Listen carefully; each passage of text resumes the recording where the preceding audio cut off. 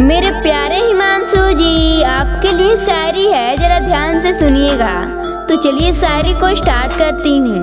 हिमांशु जी धड़कते हुए दिल की करार हो तुम, कि हिमांशु जी धड़कते हुए दिल की करार हो तुम, सजी महफिलों की बहार हो तुम, तरसती हुई निगाहों का इंतजार हो तुम, कि तरसती हुई निगाहों का इंतजार हो तुम, मेरी जिंदगी का पहला और आखिरी प्यार हो तुम।